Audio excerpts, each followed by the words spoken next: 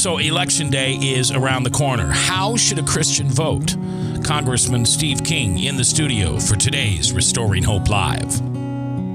Restoring hope, open my heart to sing, taking the darkness inside, revealing your light, restoring hope,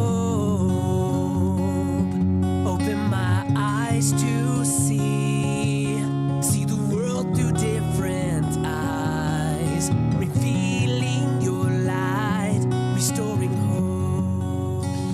All right, good afternoon. We are live in Restoring Hope Live on this gorgeous Sunday afternoon, just a few days before Election Day 2013.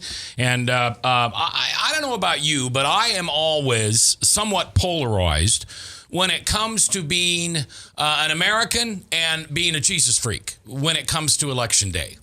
You know, am I like some people who are single issue voters, that this guy could be the most perfect candidate in the world, but oh, by the way, he's a Mormon, so I don't vote for him? Or this young lady might be the greatest congressperson that I could ever ask for in my district, but oh no, she's okay with gay marriage? I mean, how do we as Christians do that? Because the worst thing we can do is stay away from the polls. And this is evident in the last presidential election when so many Christians stayed away from the polls, the presidential polls in 2012, because our Republican nominee was a Mormon. And people felt that that was something they couldn't vote for. And Mr. Barack King Obama slithered his way into office to destroy this country even more. With us today is one of the, I don't know if everybody feels lucky enough to have a congressman like you. I do. Because when I'm listening to you, I'm going, yeah. And when your opponents beat on you, I'm going, so. And so I'm glad to have you here, Congressman Steve King, who happens to be a congressman where this program originates from, which is in Iowa. Well, thank you, Mac. And I'm listening to your introduction here, wondering what I'm going to do for humility. Well, but that is the hardest thing to come by in this job, you know. And well, so thank you so much. You know, I'm listening to this, and here's one of the standards. I just put this out as maybe a discussion item here during this program. But a little over, I guess, 11 years that I've now, almost 11 years I've served in Congress. It'll be, and we had about 2 months to put the whole thing together, open up our offices, hire our staff, and do all that. We sat down a clear standard, and it was everybody that works in our office, they all have to be representatives of the values and the belief system that I am and that the constituents that I represent for the most part are. We made sure that everyone is pro-life and that they're a movement conservative. Wow. And that way when they pick up the phone, when they write a letter, when they respond, when they prioritize their time, they're doing so with the right set of values. That was so key. And if you had that reflection of people like that down through all the public service and their staff, that would make a huge difference in this country. Let me ask you, how did you get involved in the politics? I know you come from a construction type background. You drive big pieces of machinery up in the northern part of the state. So tell us how you got involved. They're called construction trucks. Big trucks. Trucks and bulldozers and excavators and motor graders and those kind of things. And I started out doing soil conservation work. And just imagine, if you can, me as a young guy, sitting out on a bulldozer for 10, 11, 12 or more hours a day. You can't have, these are open machines without cabs in them. There's you can't have a radio because it's too loud.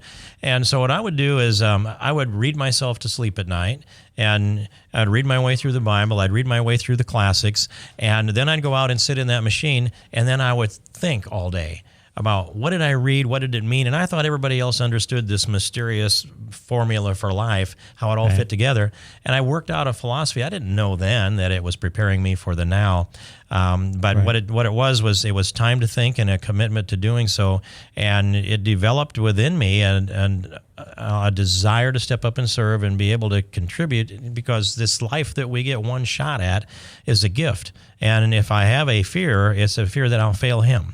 And so my frustration, Him meaning Christ, yes, God. Yes, him meaning Jesus, and so those of us that have extraordinary gifts, and each of us have certain extraordinary gifts, we're held accountable for that. So that's part of what brought me through that. And then the business, the family world, I watched as our society seemed to be devolving downward, and our values, of course, were going down with them. And I was frustrated with the decisions that were made down here in the State House. And for example, there was a bill that came through the State House that was set up parental notification in the event that a minor child would be seeking an abortion. And I remember the definition of parents. You had to notify a parent, and the definition for parents in that bill was parent, legal guardian, which I'm fine with. Then they added grandparent, aunt, uncle, brother, sister in the whole or half blood. And I said, you left out the family cat, the family dog, and the neighbor. Right. But they did that so that they could be as permissive as possible. And my state senator, could not answer the question as to why he voted against the amendment that defined parents as parents or legal guardians. And I thought, there's a hollow morality there that needs to be filled. We cannot be making life and death decisions, especially if we can't defend them. We've talked before, but you mentioned something that I find intriguing, and I'm not sure every politician can say this, but do you feel called to run for office? Did you feel that calling? Absolutely, Mike. Absolutely. And what is that? I mean, that seems like a foreign idea. What do you mean by that? You feel called to run for? Well, I know a little more about it now, and you know, the bolt of lightning didn't come in and knock me off the donkey, but I think God first tapped me on the shoulder, and then when I wasn't paying attention, He tapped me again and again and again until He got my attention, and it slowly built up inside of me. And at a certain point, I just knew. And that's when I was able to give a full 100% commitment to. It was running for the state senate at the time. Right. See, I saw that incident I told you about with the parental notification. It sparked me to go find someone to run against my state senator. And as I picked, so you went and looked for somebody to run against him. Oh yes. And God didn't impress you that maybe that person was you. I thought I had picked the right person, and they said, no, you need to do it, Steve. So, okay, we're done with this conversation. That's not what I came here about. I'll pick somebody else. And I shopped around a little bit, and I went and had another meeting. He said, no, you need to do it, Steve. So you know how those fingers point back against you when that happens. And after a little bit of that, it had formed a kitchen cabinet of people that were circling me saying, you have the conviction, you're the one that needs to do this. And it settled in with you. And yes, it was an answer to prayer as well. But I got to that point where I concluded, this is what I must do, even though it's high risk, even though it's going to take time away from my business. Right. And I took money out of my business and put it into the campaign because I concluded that this needs to succeed, and I'm going to put everything into it. And it had to change me. I gave one public speech between a junior in high school on up until this began to develop. And at one point in that campaign, I did 7 scheduled speeches in a day, which sounded astonishing to me at the time. Now it's just part of what goes on with the day. But I had to change my way of doing business. I had to force myself to go introduce myself to people. I was an introvert, Mike, and wow, I don't believe that. And that's why. So in that calling, what's your wife think about this? I mean, your wife had to get involved in this too, didn't she? She will always do what needs to be done. And but did she feel the calling too? No. I don't think so. I think she just looked at me and decided Steve has always done what his convictions told him to do. And there's nothing I can do to change the course, so I'm going to resign myself to it and do what I need to do to help him when he needs to be in. And she did a lot of events and those kind of things. But her heart wasn't in it the same way as mine. Yeah. Restoring Hope Live on a gorgeous Sunday. We appreciate you taking the time to listen to this program. We're all going to walk into a voting booth this coming Tuesday and talk about the things that are important to us. And we're going to have to make decisions on who the leaders are. And how does a Christian vote? How does he vote when maybe that candidate has a difference here or a difference there? That's what we're talking about. We've got Congressman Steve King from the great state of Iowa. Dr. Michael Hartwig is in the house. I'm J. Michael McCoy. If I haven't told you lately, thanks for listening. Love this job. Couldn't do it without you. Right here on RestoringHopeLive.com.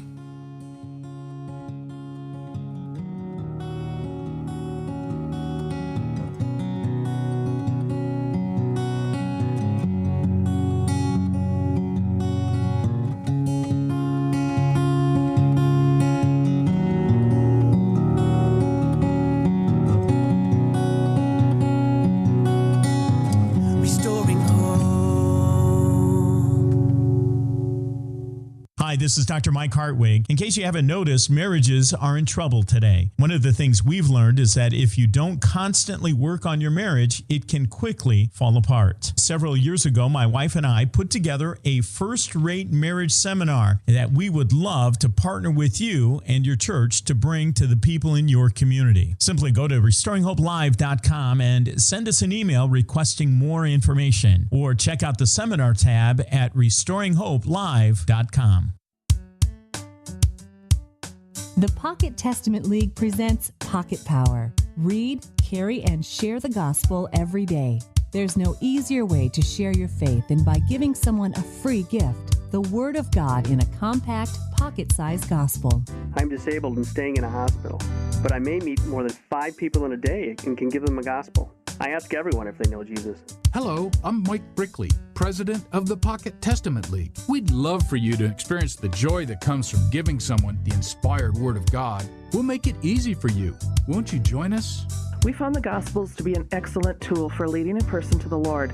We give away several books each month at the Soup Kitchen. Thank you for making it so easy for us to witness to the less fortunate.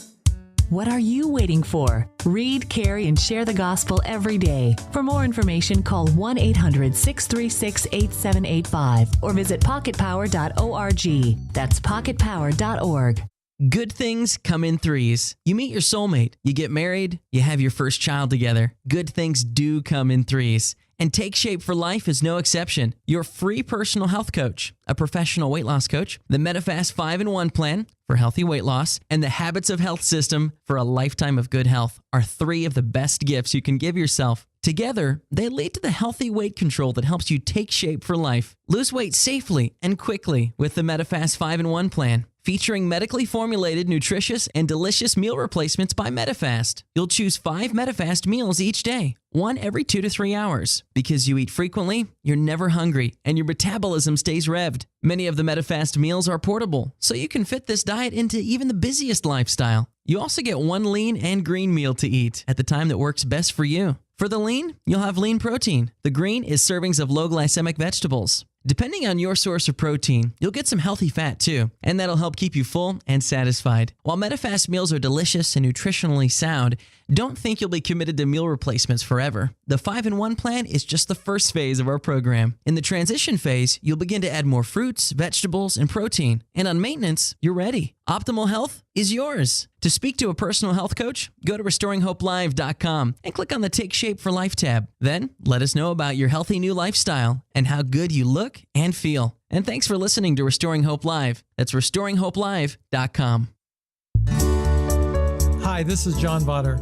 It was said, "I think I need advice and help. My son is using drugs. It is so painful. I think it would be easier and more healthy if I just denied that all of this is happening." I understand that temptation. Any parent whose family has been involved in drugs would understand.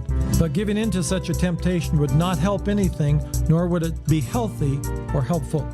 There are a number of things to be done when we find out that our kids are on drugs. One is to share with someone else, preferably with other parents who have been there, because they understand, but they also understand how to let God be at work in our lives.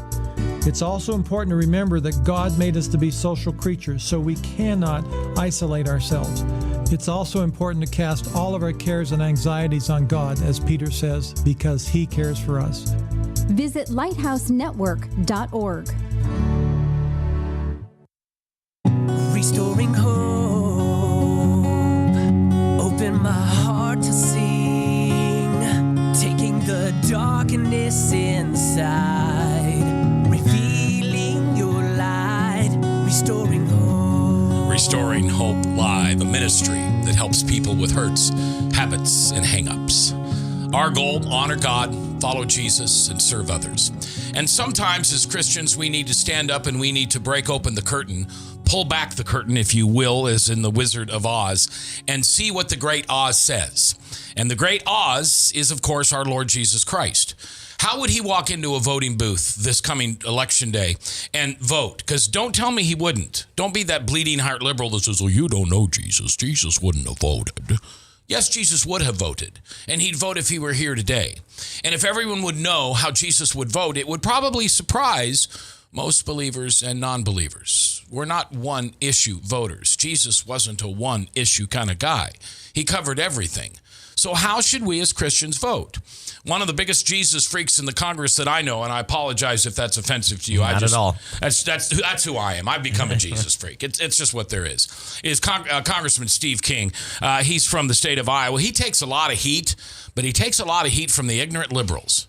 He takes a lot of heat from the liberals that really don't know the issues, who find words, buzzwords, trickle words like hate, and they pour it on top of him, or racist or bigot, and they try to frame him and name him and show an identity of Steve King that isn't so. And so we wanted Steve to come on today before this election day and share with us how he thinks, how he as a Christian, and how we as Christians should walk into those voting polls this coming Tuesday. Of course, my guest, as always, is Congressman Steve King. My co-host is, who are you today? Are you a pastor or a doctor or a rabbi? Mike. Just Mike. Just Mike? Just Mike. Is just Mike, and we sure appreciate him being here. Bob Montserrat not able to be here, but Ryan and Chris producing. So, let me ask this. All right. I've been dying to ask this question. Okay. See, this is what he does. He interrupts my entire line of thought. It was a great setup, Mac. Thanks. Right, I appreciate that. Go ahead. Okay, so one of the things from Christian circles that we get a lot of, we say the Christians, their role is not in politics. It should not. What our role, my pastor, love him dearly, preaches the gospel cleanly, clearly. We see a lot of people coming to experience God on great levels, but he just flat out said, yeah, I'll vote. But on the other hand, you got to recognize this world's not our home. The government is the government. I need to have a hand in it. But quite frankly, the world's going to hell in a handbasket.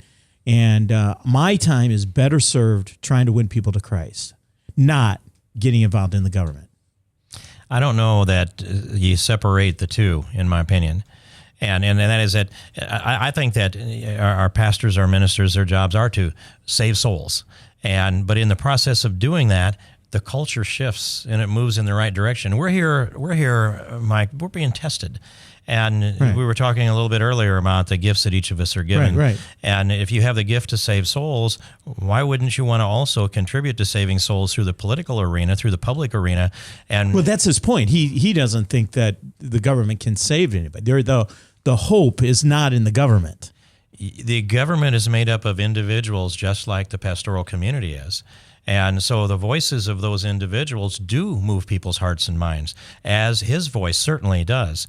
It's a strong voice from the pulpit. Right. Honestly, one of my reservations is that we have this 501c3 not-for-profit status that almost all of our churches have, and almost all of our pastors are intimidated that the IRS are going to come in there and take away their not-for-profit status, and so they don't preach the word boldly from the pulpit strongly enough.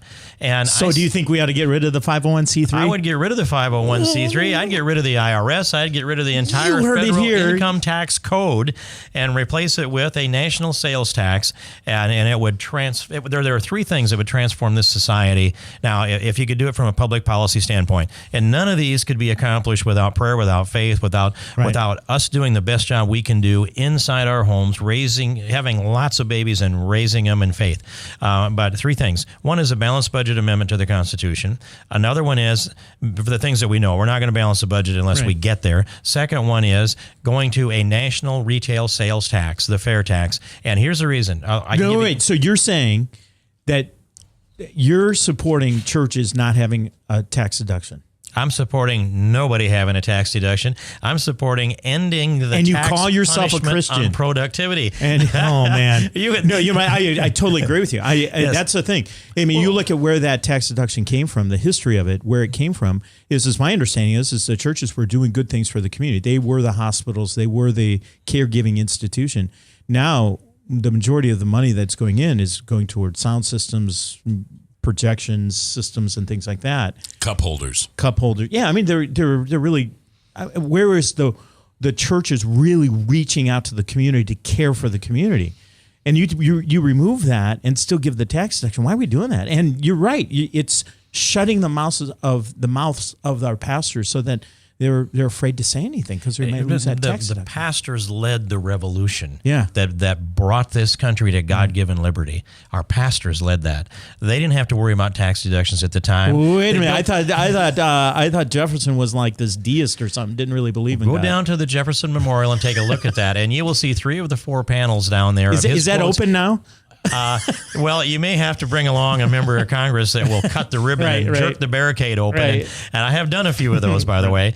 But at 3 of the 4 panels, there are quotes that recognize the faith of Thomas Jefferson, and on 2 of the 4 panels there are typos. So that's worth going down there to find them all. Right. Here's what I don't understand, Congressman King. Why doesn't the First Amendment allow a pastor to stand in the midst of a church, 501c3 or not, and speak the truth as he sees it? Why? How have we gotten to such a twisted place in America where that's wrong? It's an intimidation factor is all it is. It says the culture has moved. Lyndon Johnson, when he was a senator, I believe the year was 1954, introduced some language that tightens this up to some degree. It needs to be repealed. I can't quote it to you here from memory, but that started this march down through of the intimidation of our churches. And while that's going on, let me say a lot of the Democrat African-American churches, they'll bring the candidates right in to give political speeches right in the middle of the congregation. But in all of the history of this intimidation of our pastors, there has never been a church that has lost its not-for-profit status. There was an attempt to do that in a church in New York. That attempt failed. So I think they need to be far more bold than they are. And I say to them, if you're not willing to speak boldly from the pulpit, remember, I'm there with you spiritually. And if you need me there physically, I will come. And if you don't want to say it, I will.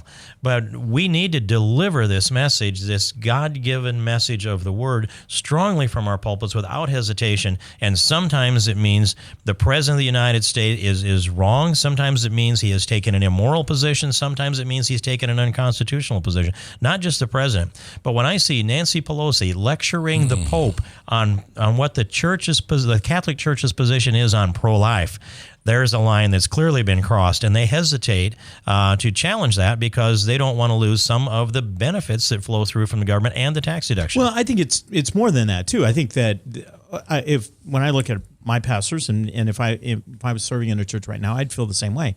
I don't want to. It's hard enough getting people in the church, and it's hard enough to get people attracted to the gospel of Jesus Christ. Why would I stand up in the pulpit and intentionally offend the liberal mindset from the pulpit? You're saving souls rather than filling pews. That's the answer, Mike. And I agree with that. I totally agree with that. There has to be, until you get there, you are going to offend people. Mm-hmm. Christ came to earth and he offended people. We like to think that Christ was all love, and he is, but part of that love is that you're going to make people upset sometimes. Well, they didn't kill him. They didn't kill him because they loved him. They killed him because he offended them. Right. Mm-hmm. And they were afraid of him. And look at the ministry. Obviously, he still has to this day. And pastors got to get over that same thing. And we're all in the same arena here. If you're going to make a difference, you have to take risk. And if you avoid offending people, you're probably not going to make a difference. You're going to be in that middle land where you know not victory nor defeat. I would rather step out there and have confidence that tap on the shoulder that comes from above is directing me. And I ask him every day, Lord, please loan me a measure of your wisdom for this day that I can use to better glorify you. And at the end of this day, I know I'm going to be embarrassed. I know I'm going to fall short. I'm going to hand it back, though, and tomorrow, if you give me a new day, I'm going to ask you again. There's another aspect here, too, that you've mentioned that that pastors need to stand up and have a moral presence and things like that. I totally agree with that. But I think that it goes more. How does this set with you? It feels like the government has taken over the role of the church, caring for people and things like that. Mike, shortly before Obamacare passed, I wrote a letter to every Catholic bishop. And I'll just point this out. I'll tell it in a narrative form, but it is that there's a church in Cologne, Germany called the Cathedral of the Dome. They laid the cornerstone for that in 332 A.D. They began building that church. They went into the Dark Ages. Less than 100 years later, they sacked Rome in 410 A.D., and then you went through the Dark Ages. They began. Then they finalized the architectural plans of that sometime in around 800 A.D. All right, hold on to 800 A.D. We're going to take a hard break here, and we're going to come back. This is RestoringHopeLive.com. Millions of you every week take the time to listen, and we thank you. I'm in almost every school bus and classroom. I go to school with your children. We say the Pledge of Allegiance together. You see me around the neighborhood, and you tell me that I'm a pretty good kid. Well, I'm one out of every 5 children in America, and I'm struggling with hunger. This problem is closer than you think. My teacher tells me we can grow up to be whatever we want. I want to grow up to be someone who doesn't go to bed hungry. There's enough food in this country to feed everybody. Please visit feedingamerica.org today and find your local food bank for ways to help. Every dollar you donate helps provide 8 meals for kids like me, quietly struggling with hunger. Together, we are Feeding America, brought to you by Feeding America and the Ad Council. This moment of uncontrollable laughter was made possible by a 32-year-old man with little to no coordination attempting to execute a simple cartwheel. His name is Sergeant Warner, but young James, our laughing friend here, simply calls him Dad. The smallest moments can have the biggest impact on a child's life. Take time to be a dad today. Call 877-4DAD-411 or visit fatherhood.gov. Brought to you by the U.S. Department of Health and Human Services and the Ad Council. Here's Dan Celia with today's Stewardship Moment. In Isaiah 55, God makes it clear that His word does not go forth and come back void or empty. He says this, but I shall accomplish that which I purpose. I shall succeed in the things for which I sent it. Listen, I don't know about you, but I have never found a place in all of Scripture that when God spoke, nothing happened. Listen, whenever Jesus spoke, it came to pass. In my life, whether it was destruction, healing, or love, something happened when God spoke. When you read the Bible or pray, listen to what God has to say about His will for your life. You've just heard a Stewardship Moment with Dan Celia of Financial Issues Ministry, helping you plan, give, and invest wisely. For more information, log on to financialissues.org. That's financialissues.org. Every day I wake up at 5 to give Dad his medicine. Every day I wake up at 5 to give Dad his medicine. At 6 I make his breakfast. Every day I wake up at 5 to give Dad his medicine. At 6 I make his breakfast. At 7 I shower. Every day I wake up For those caring for a loved one, we hear you. That's why AARP created a community to help us better care for ourselves and the ones we love. Visit aarp.org/caregiving. Brought to you by AARP and the Ad Council. The Pocket Testament League presents Pocket Power.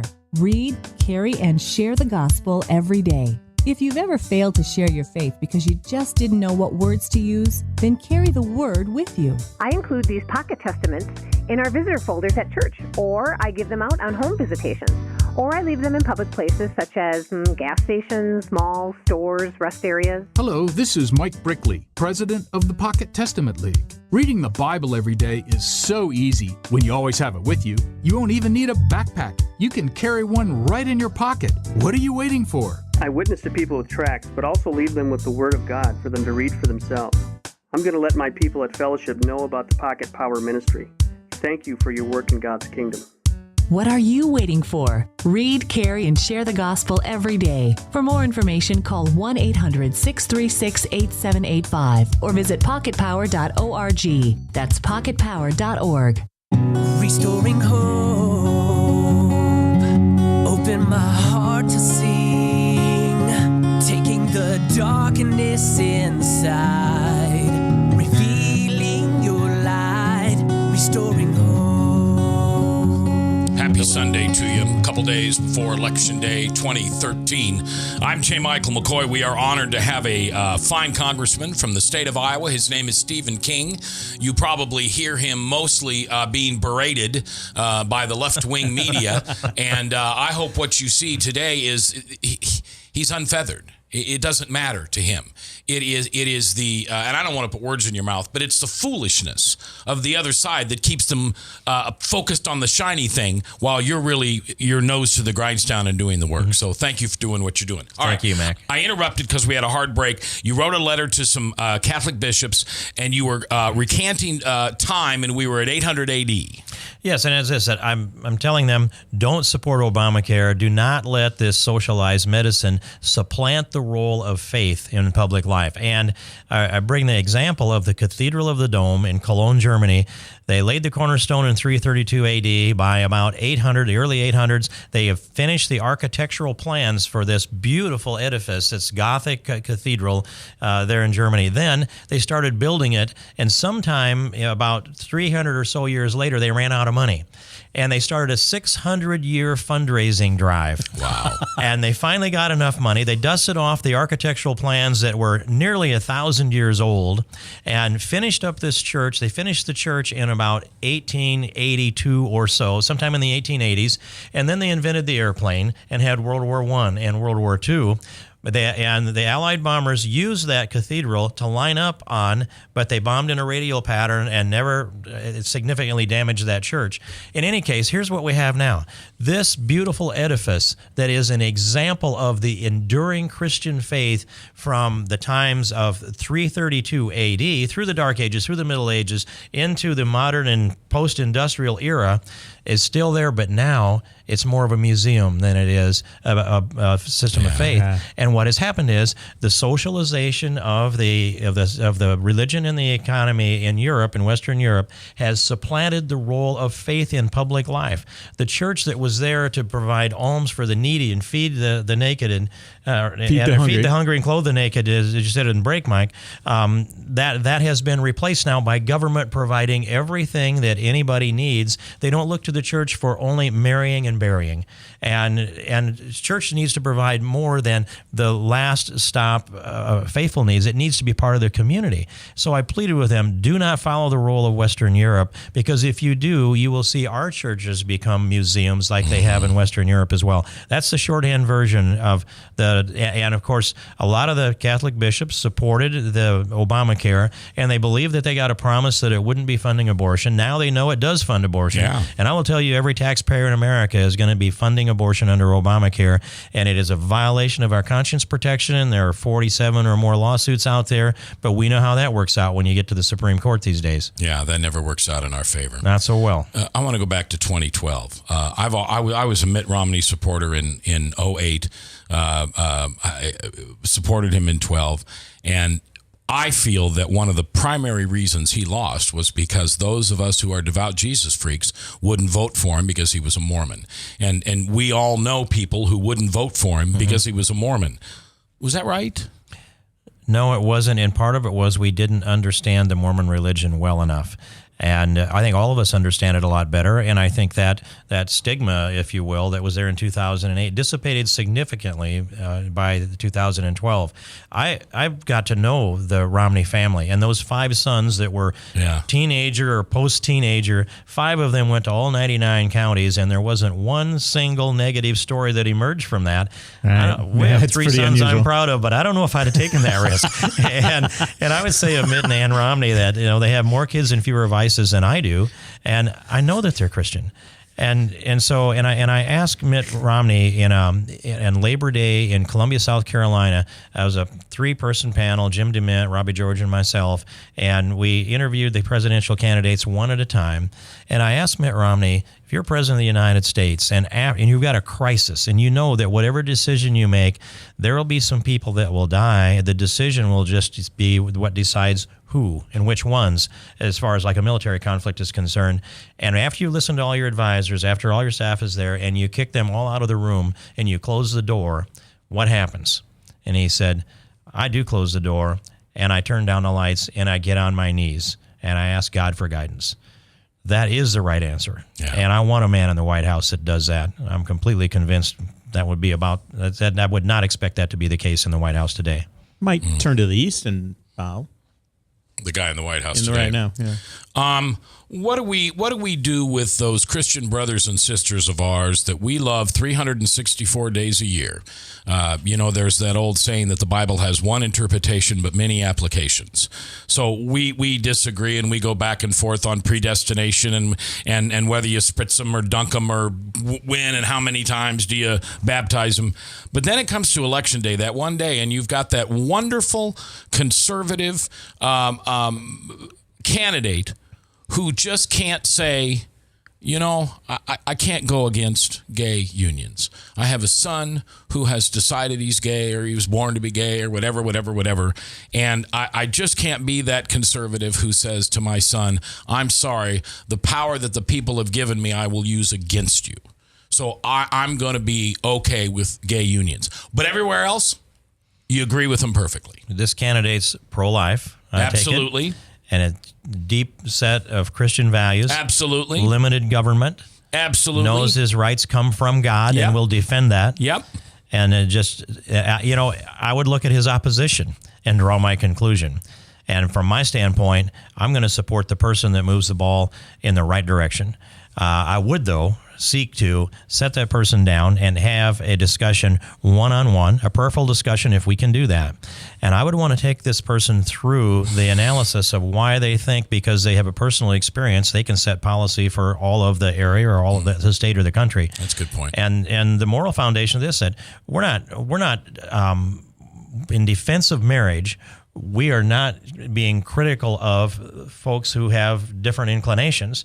It's the act that is the sin, not the inclination, so to speak. Right. But marriage itself doesn't need to be a civilly approved arrangement. I mean, this marriage, the holy matrimony, a sacrament in the Catholic Church, married in the eyes of God, that is what counts. And then civil marriage came along to support the sacrament of marriage.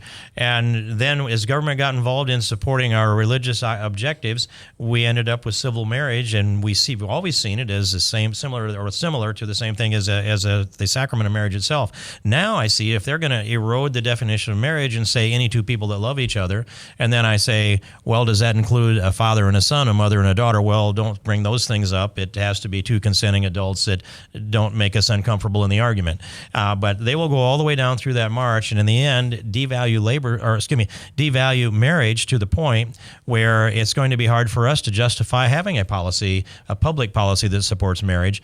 But and whether it's tax deductions, whether it's a benefit plan, a lot of it's about that. And if we establish civil marriage for the purposes of promoting a man and a woman joined together in holy matrimony, hopefully blessed with children, because that's the single best unit for us to pour our values into the next generation. That's why we support marriage. And there's more to this, that from the faithful standpoint, we pass our religion along to our children. If you raise children in a non-religious environment, if you put them in a test tube and raised them like the Spartans did their kids, they wouldn't discover their faith. Their faith comes because their parents take them to church and they're exposed to it at an early age, and it becomes part of their culture in a way that it's another thing to come to Christ late in life, but it's what a blessing to be brought into that. That's why we support civil marriage between a man and a woman, because it reflects our religious marriage. And if they begin to continue to erode this, at some point there's not going to be a reason to have civil marriage any longer at all. It'll just be, again, holy matrimony in the eyes of God, doing it back only in the church where and I think in the first place. That's where I think a lot of the pastors are right now. The church leaders are, is that they're just kind of walking away from it. They were just saying, well, the government's doing what they want to do. I'm not part of the government. I'm going to do what God has called me to do. I'm going to honor God through the marriages that I anoint and bless and things like that, and let the government do whatever they want. Is this pastor that would separate himself from the public or political life? Of course. Is this pastor mentoring people who are engaged in public and political life?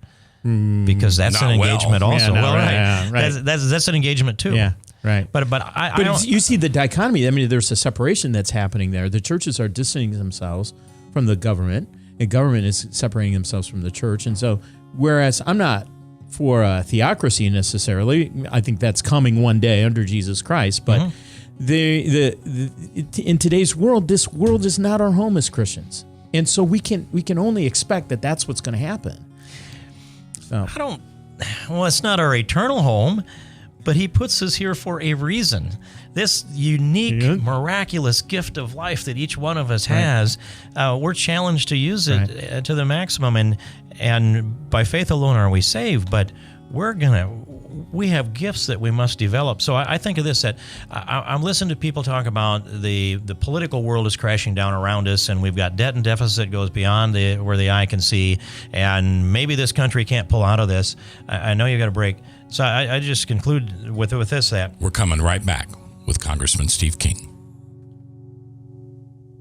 Good things come in threes. You meet your soulmate, you get married, you have your first child together. Good things do come in threes. And Take Shape for Life is no exception. Your free personal health coach, a professional weight loss coach, the Medifast 5-in-1 plan for healthy weight loss, and the Habits of Health system for a lifetime of good health are three of the best gifts you can give yourself. Together, they lead to the healthy weight control that helps you take shape for life. Lose weight safely and quickly with the Medifast 5-in-1 plan, featuring medically formulated, nutritious, and delicious meal replacements by Medifast. You'll choose 5 Medifast meals each day, one every 2 to 3 hours. Because you eat frequently, you're never hungry, and your metabolism stays revved. Many of the Medifast meals are portable, so you can fit this diet into even the busiest lifestyle. You also get one lean and green meal to eat at the time that works best for you. For the lean, you'll have lean protein. The green is servings of low glycemic vegetables. Depending on your source of protein, you'll get some healthy fat too, and that'll help keep you full and satisfied. While Medifast meals are delicious and nutritionally sound,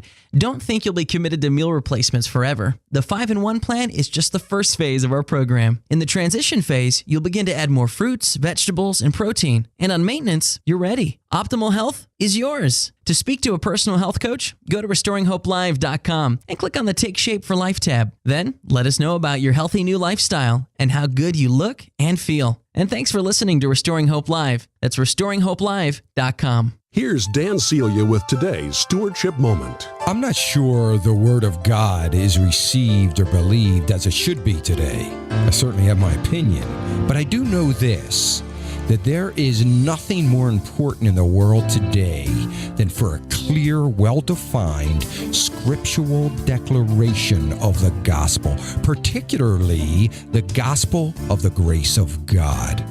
But what about the gospel? See, we have a responsibility as believers to support those efforts that are proclaiming the gospel of Jesus Christ. I hope as you reflect on your stewardship that you would reflect on the proclamation of the gospel. You've just heard a Stewardship Moment with Dan Celia of Financial Issues Ministry, helping you plan, give, and invest wisely. For more information, log on to financialissues.org. That's financialissues.org. Hi, this is Dr. Mike Hartwig. In case you haven't noticed, marriages are in trouble today. One of the things we've learned is that if you don't constantly work on your marriage, it can quickly fall apart. Several years ago, my wife and I put together a first-rate marriage seminar that we would love to partner with you and your church to bring to the people in your community. Simply go to RestoringHopeLive.com and send us an email requesting more information, or check out the seminar tab at RestoringHopeLive.com. Hi, this is John Botter. I think every parent with a kid on drugs has said, why would my kid use drugs? It seems so stupid, and it certainly put our family in disarray. There's so much tension and pain in our family because of drugs. Boy, that says it all, doesn't it? That's what happens when drugs invade a family. And you often hear addicts talk about the first hit and how wonderful it was and how good it felt. And after that, they just keep trying to have that experience again and again and again. And then later it becomes survival. They don't even think about their families. They don't care about their families. They only think about getting that next fix. And this is why we as parents who've had drugs invade our families can't spend all of our time saying why, but rather say, how do I get healthy? Find guidance through life's storms. Visit lighthousenetwork.org. Restoring hope, open my heart to sing, taking the darkness inside, revealing your light, restoring hope. We thank you for coming back today on Restoring Hope Live. It's a great day. All days are great when God brings the sun up in the morning and allows us to breathe one more day, and we get to ask God, what is your will for me today? And he dances a jig at the end of the day because we've come alongside of another, we've served another, we've helped another, we've stood in the way of the accuser to take more of our children and more of our young people over to his side by keeping morals and laws in our systems, which stand for a Christ-centered world. But quickly that is fading. Quickly we as Christians are becoming the minority. In fact, now, and this is the thing I hate more than anything, Congressman King, is that now when we speak from the Bible, we are told we are speaking hate speech. Hate speech. Now, you mentioned off microphone that October is pro-life month. I didn't know that. I didn't hear it in my church. I didn't hear mine. Huh? I didn't hear it in mine. We go to pretty big churches too. Yeah. Did you hear it in yours? And I know that that it is something that's part of the Catholic Church, which I've long been a member of. But in each one of the masses so far this month, I haven't heard a prayer for the innocent unborn. And I recounted that we do our prayers of intentions, and I count them on my fingers each as we pray them. And so I'm paying attention to each. Now, I might not always hear every word if the babies are crying, which is a more beautiful sound sometimes than the prayer itself. Yeah. So you're intentional about praying for your prayer of intentions. Yeah, I am absolutely intentional, and I count them on my fingers one after another, and I'm paying attention to that, and I didn't hear pro-life prayer all month. Now, that doesn't mean that this coming Sunday I'm not going to. Right. And I think that the Catholic Church itself took the lead on life back after Roe versus Wade, and the sustaining this effort with all of the churches out there that have been such a big part of this is an essential thing. And I see tens of thousands, in fact, hundreds of thousands of people come to Washington to march on the Supreme Court building and the anniversary of Roe versus Wade on January 22nd each year. So it's there, and it's growing, and it's strong, and America is shifting towards a pro-life country. But why don't you think they say anything? I think it's because they don't want to alienate people in the church that have had an abortion.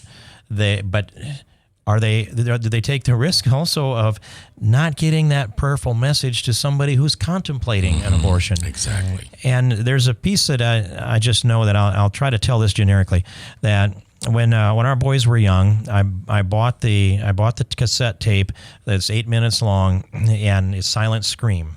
And you see that once. I sat them down in front of the television, and they were probably too young, 9, 10, and 11, right in there.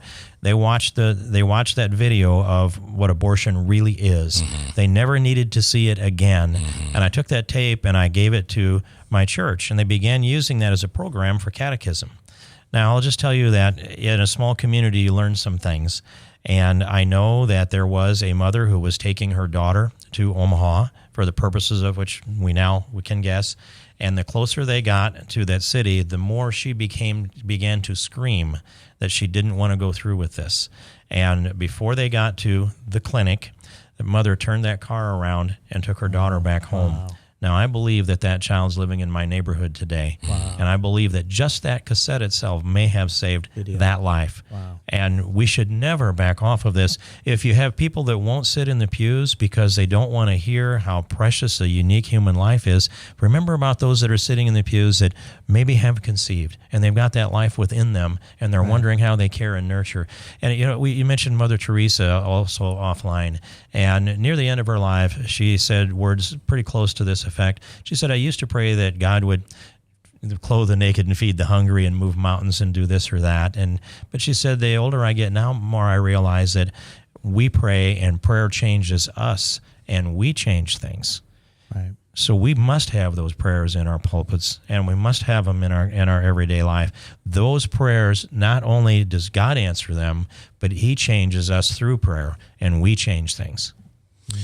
Congressman King, how does, if you can't answer that, okay, because I respect you, but how does a Catholic ever vote for someone who's pro-life, who's okay with gay marriage, who I mean, quite frankly, mirrors the administration we have now?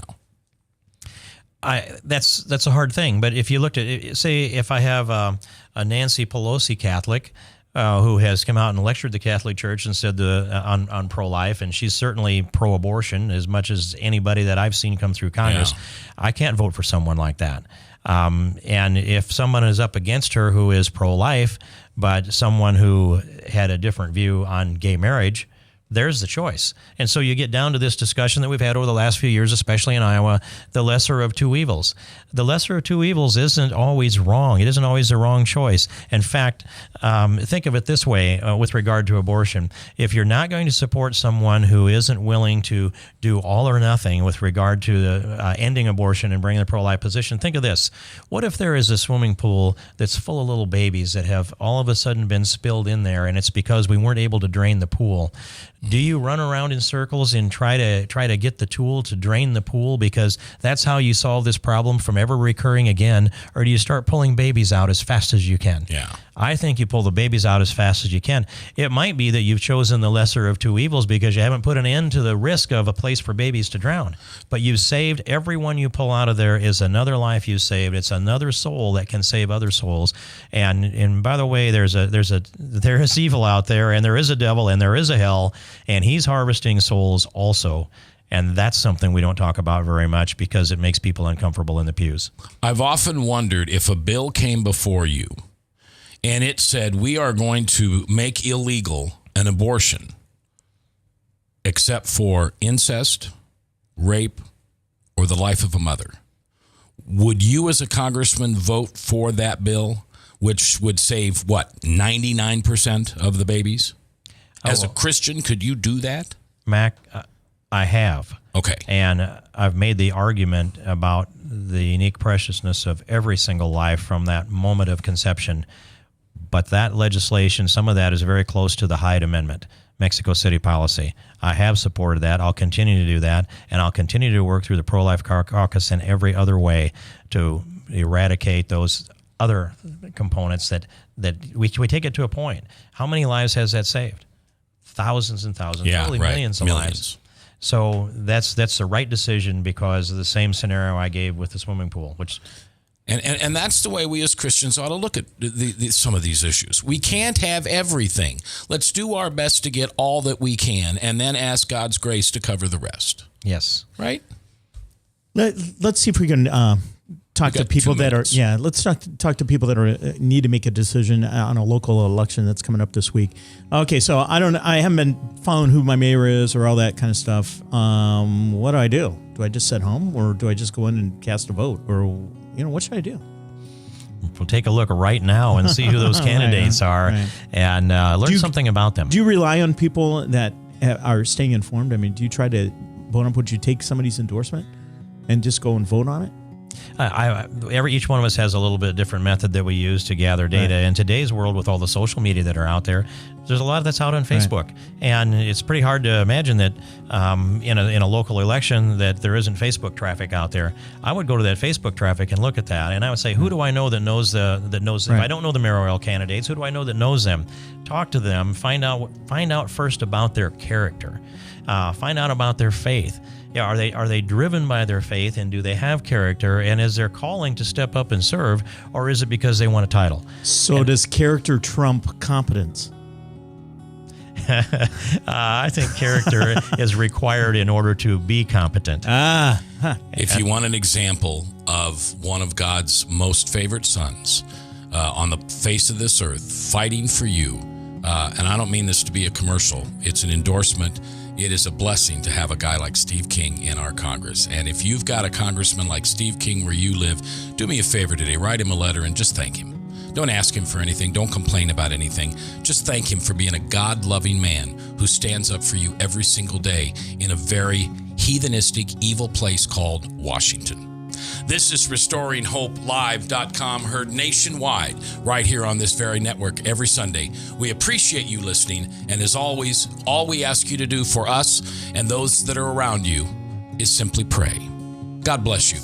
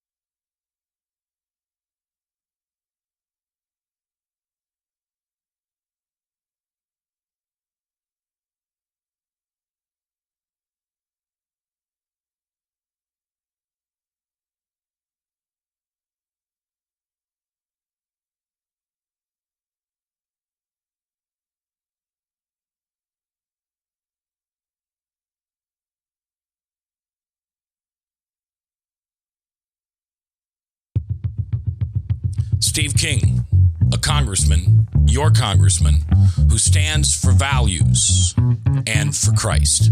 How do you vote if you're a Christian? We'll talk to Steve next, live here on The View from a Pew. Let's get it started. Let's get it started in here. Let's get it started. Let's get it started in here. Let's get it started in here.